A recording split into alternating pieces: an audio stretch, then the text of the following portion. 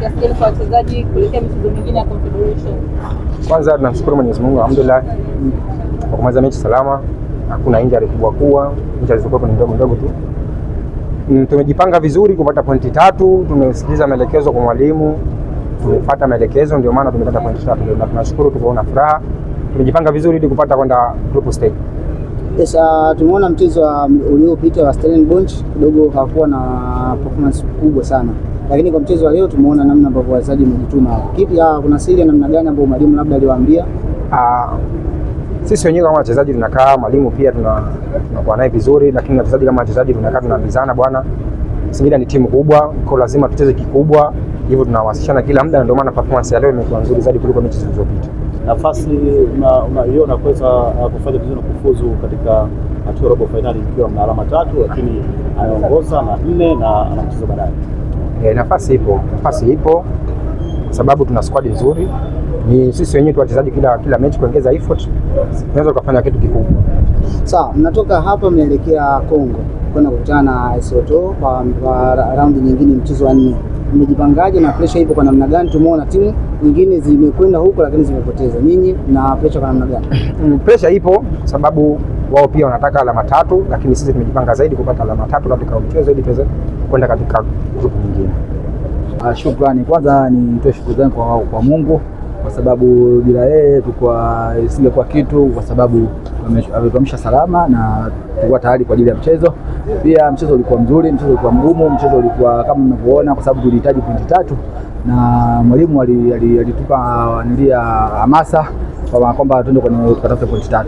Mchezo ulikuwa mzuri kwa vyote vile. Nashukuru Mungu tumevuka na ushindi. Okay, Mtacha, mechi ambayo umecheza leo, performance bora kabisa uliyoonyesha baada ya golikipa aliyekuwa ameondoka. Wako umekujengea confidence kwa namna gani kuelekea katika mechi ya Mapigano?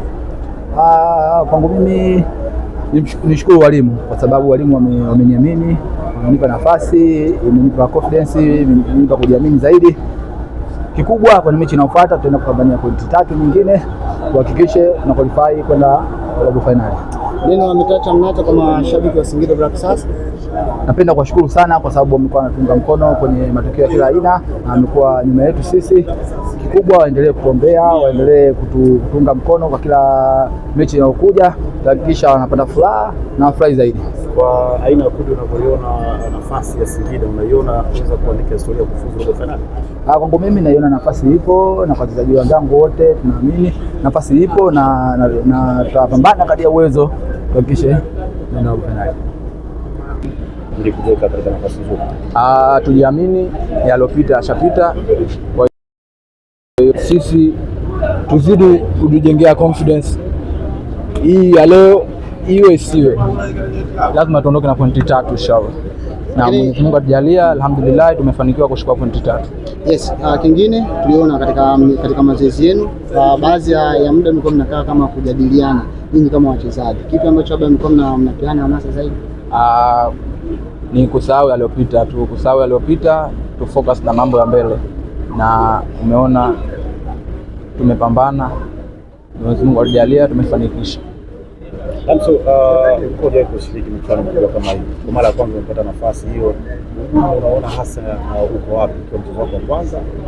Umecheza lakini pia kikosi chako kimepata alama 3. Ugumu upo na kwenye ugumu, kwa hiyo kuna wachezaji wana uzoefu, kwa hiyo wanakaa na sisi, wanatuelekeza tutulie, kila kitu kitakaa sawa basi. Neno la Lanso kwa mashabiki wa Singida Black Stars? Wazidi kuniombea, mimi nipo napambana kijana wao, wasinichoke. Nipo napambana. Asante sana.